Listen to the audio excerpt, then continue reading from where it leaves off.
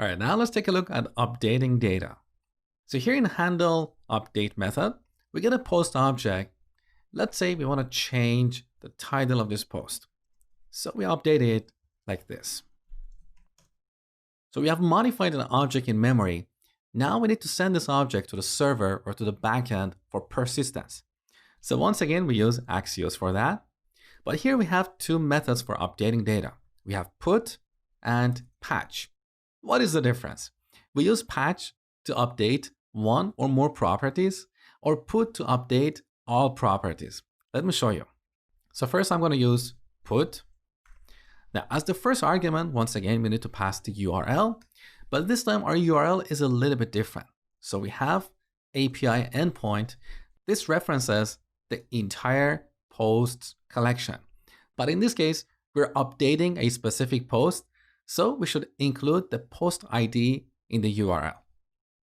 So back here, we have our API endpoint. Let's append a slash and then post.id.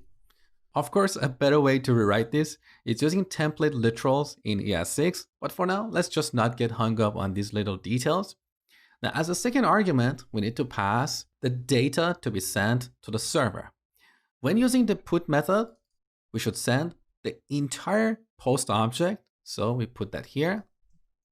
In contrast, if we use the patch method, we don't have to send the entire post object. We can send only one or more properties, and these are the properties we want to update.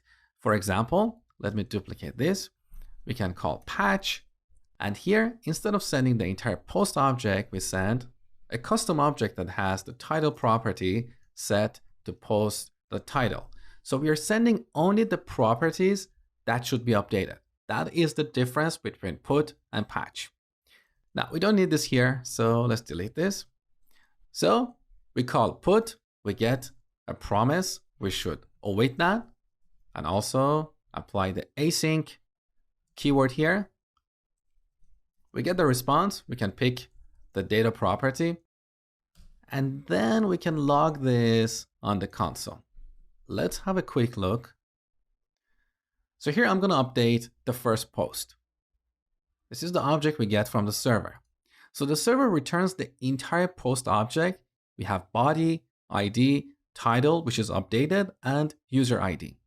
In order to update an object, or more accurately, a resource, we send an HTTP request to a given endpoint. In that endpoint, we have the ID of that resource. The server gets that ID and the object we put in the body of the request, and then returns that object or that resource in the body of the response. Now, in this example, we're not going to use this object. So to simplify the code, I'm going to delete this constant. So we have sent our post object to the server. Finally, we need to update the UI. So just like before, we need to clone our posts array.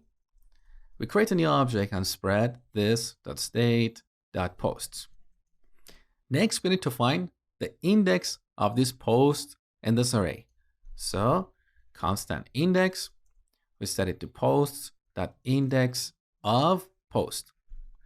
Now we go to that index, so posts of index, create a new object, and then spread the post argument.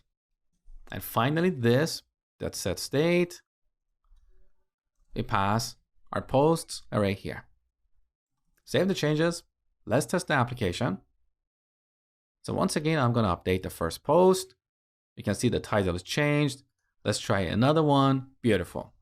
Next, I'm going to show you how to delete data.